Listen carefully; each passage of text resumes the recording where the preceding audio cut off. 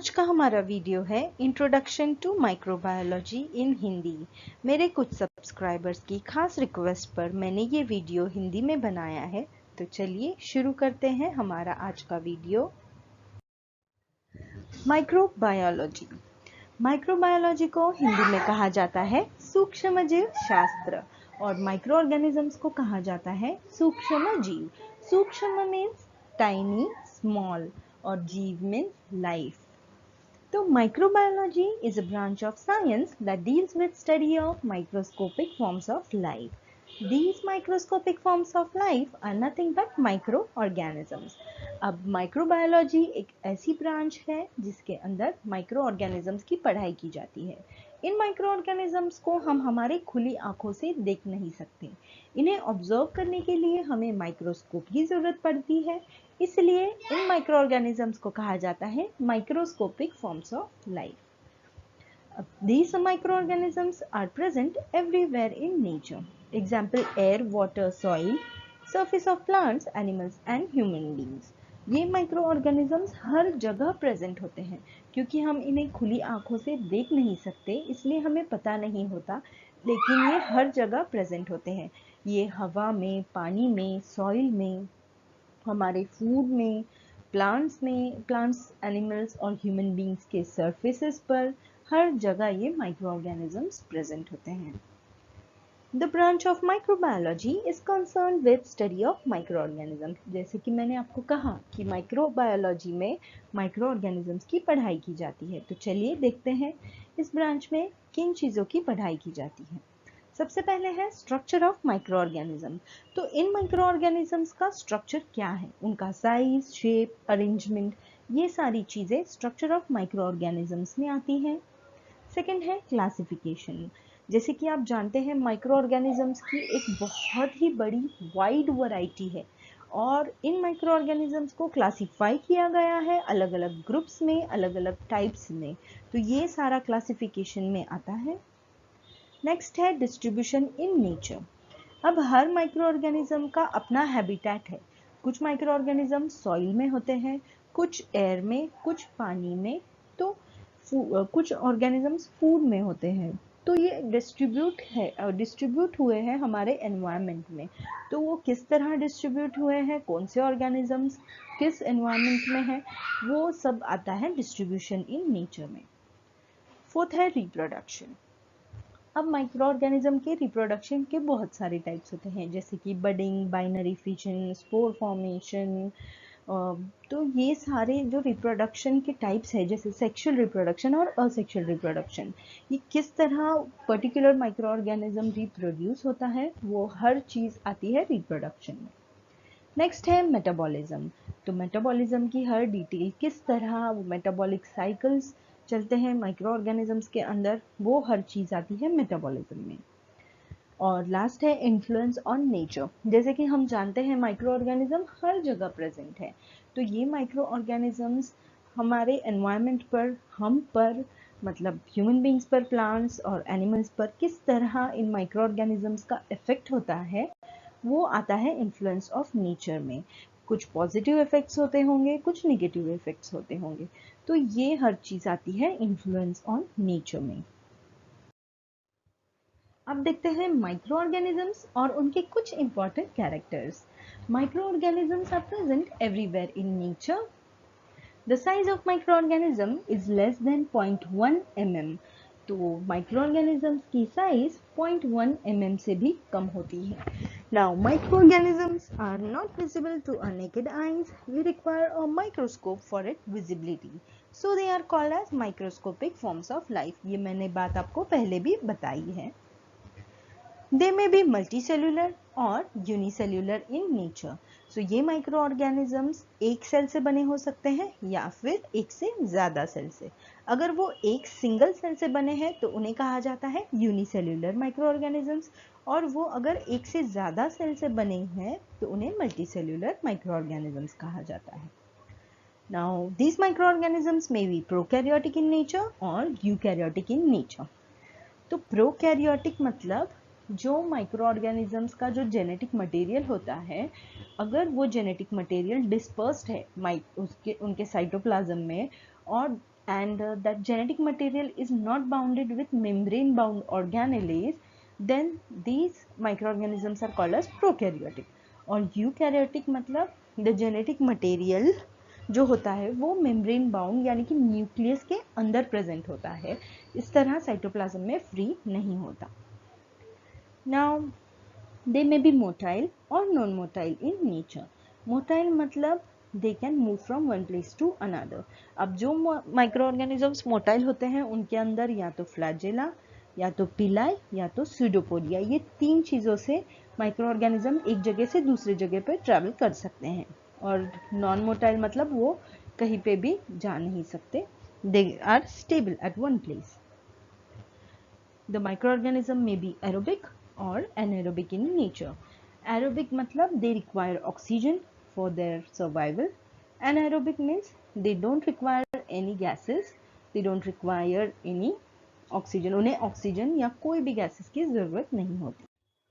अब देखते हैं माइक्रो ऑर्गेनिजम्स और उनके टाइप्स. तो micro organisms are basically divided into 5 types, मतलब 5 टाइप्स में माइक्रो ऑर्गेनिजम्स डिवाइड किए गए हैं. तो पहला है बैक्टीरिया, दूसरा है अल्गी, तीसरा है फंगस, चौथा है प्रोटोजोआ और फिफ्थ है वायरसेस. और फंगस को आगे डिवाइड किया गया है 2 ग्रुप्स में, और वो है ईस्ट और मोल्ड्स. तो चलिए इन माइक्रो ऑर्गेनिजम्स के कैरेक्टर्स हम डिटेल में देखते हैं. सबसे पहला है प्रोटोजोआ, दूसरा है algae. Protozoa is unicellular in nature. ये एक सिंगल सेल से बना होता है. ये यूकैरियोटिक है, इसका मतलब इसके अंदर मेम्ब्रेन बाउंड ऑर्गेनेल्स प्रेजेंट होते हैं. दे मे बी पैरासाइटिक और सैप्रोफाइटिक इन नेचर. मतलब पैरासाइटिक मतलब they survive in other cell, वो दूसरे सेल के अंदर सर्वाइव कर सकते हैं. और सैप्रोफाइटिक मतलब डेड और डिकेइंग मैटर पर ये प्रोटोजोआ सर्वाइव करते हैं. Size range is 10 to 50 mm. They are aqueous in nature. उनको पानी की जरूरत होती है सर्वाइव करने के लिए. Protozoa are motile in nature and motility is due to flagella, cilia and pseudopodia. तो ये 3 लोकोमोटरी ऑर्गन्स की वजह से प्रोटोजोआ मोटाइल होते हैं. They absorb food by cell membrane by a mechanism of phagocytosis. Some protozoa are parasitic and pathogenic in nature. अब कुछ protozoa ऐसे होते हैं जो पैरासाइटिक होते हैं, मतलब दूसरे सेल के अंदर वो सर्वाइव करते हैं. और पैथोजेनिक मतलब उसी सेल को वो इन्फेक्शन या आप कह सकते हैं डिसीज कर देते हैं या बीमार कर देते हैं, तो वो पैथोजेनिक हो जाते हैं नेचर में. Now the reproduction is sexually or asexual mode of reproduction. Examples है amoeba, paramecium and euglena. Algae unicellular और मल्टीसेल्युलर इन नेचर. तो अल्गी एक सिंगल सेल में भी प्रेजेंट हो सकते हैं या इसके कई सारे सेल्स हो सकते हैं. Eukaryotic in nature, same. Size range is 1 mm to several meters.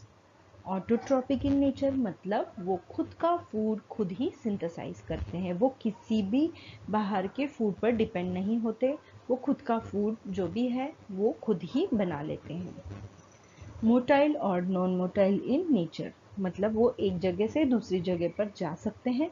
और कुछ कुछ अलगी ऐसे होते हैं जो नॉन मोटाइल होते हैं. सेक्सुअल और asexual mode of reproduction. They are present in soil, moist soil और aquatic environment. तो उन्हें पानी की ज़रूरत होती है या थोड़ा सा moist soil बोले तो थोड़ी गीली गीली मट्टी कह सकते हैं आप, मिट्टी कह सकते हैं आप. Examples are Chlorophyta, Rhodophyta and Cyanophyta. तो next microorganism है fungi. फंगाई इज यूनिसेल्युलर और मल्टीसेल्युलर इन नेचर. वो एक सेल या अनेक सेल से बने हो सकते हैं. यूकैरियोटिक है नेचर में. ऑटोट्रॉपिक और हेट्रोट्रॉपिक इन नेचर. ऑटोट्रॉपिक मतलब कुछ फंगस खुद का फूड खुद सिंथेसाइज करते हैं और कुछ फंगस सेल्स वो दूसरों पर डिपेंड होते हैं अपने फूड के लिए, एनर्जी के लिए. Unicellular cells are called as yeast cells and multicellular cells are called as mold. तो जो फंगस एक सिंगल सेल से बने होते हैं उन्हें कहा जाता है yeast cells और जो एक से ज़्यादा सेल से बने होते हैं उन्हें कहा जाता है मोल्ड्स। दे में बी सैप्रोफाइटिक और पैरासाइटिक इन नेचर, मतलब ये फंगस सेल सैप्रोफाइटिक हो सकते हैं यानी डेड और डिकेइंग मैटर पर सरवाइव कर सकते हैं, और पैरासाइटिक जैसे मैंने आपको कहा ये दूसरे सेल्स के अंदर या उनके सरफेस पर सरवाइव कर सकते हैं। सेप्टेड और non septate mycelium is present. Spores of fungus is present in soil, air, water and dust. तो फंगस के जो स्पोर्स होते हैं पहले तो वो बहुत ही रेजिस्टेंट होते हैं, तो वो स्पोर्स हर जगह हो सकते हैं। मैक्सिमम पॉसिबिलिटी है कि वो सॉइल में हो, एयर में, वाटर और डस्ट में मैक्सिमम पॉसिबिलिटी से वो वहाँ पे प्रेजेंट होते हैं। और एग्जांपल्स हैं म्यूकर एंड एस्परजिलस। अब नेक्स्ट है bacteria. Bacteria are unicellular in nature, वो सिंगल सेल से बने होते हैं। प्रोकैरियोटिक इन नेचर, मतलब बैक्टीरिया में मेम्ब्रेन बाउंड ऑर्गेनेलीज एब्सेंट होते हैं। So bacteria are prokaryotic in nature. They may be present in cocci, rod shape and spiral shape. तो ये तीन शेप्स है बैक्टीरिया की basically, cocci, rod and spiral. तो ये तीन अलग अलग शेप्स में प्रेजेंट हो सकते हैं।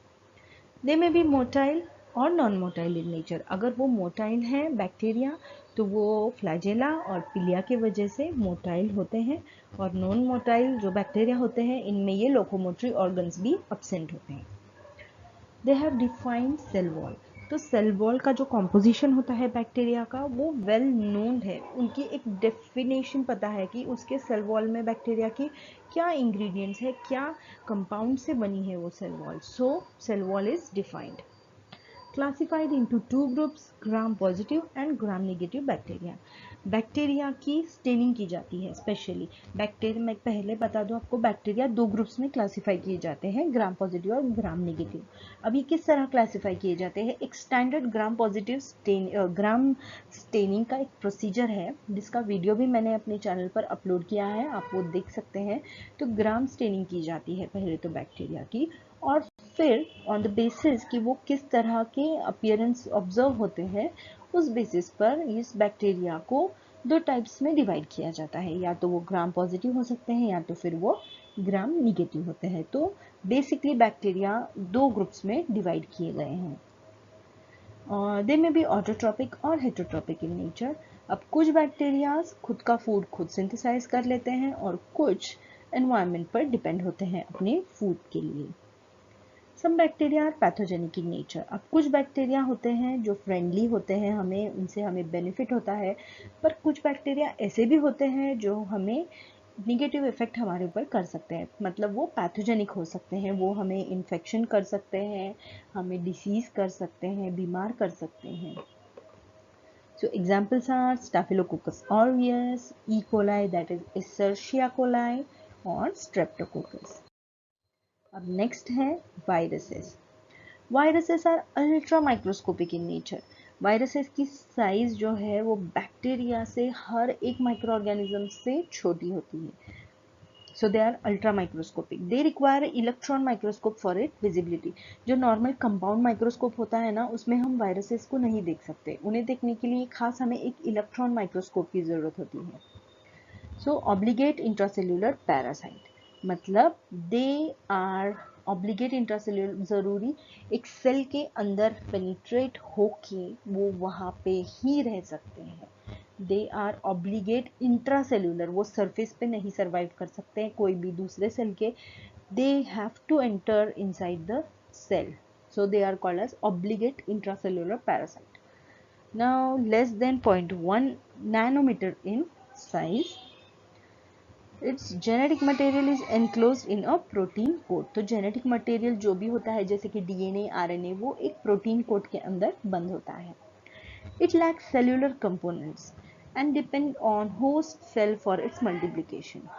अब इन वायरसेस में सेल्यूलर कंपोनेंट्स कंप्लीटली एब्सेंट होते हैं, वो होस्ट सेल पर ही डिपेंड होते हैं मल्टीप्लिकेशन के लिए, वो अकेले मल्टीप्लाई कर ही नहीं सकते, मल्टीप्लिकेशन हो ही नहीं सकता।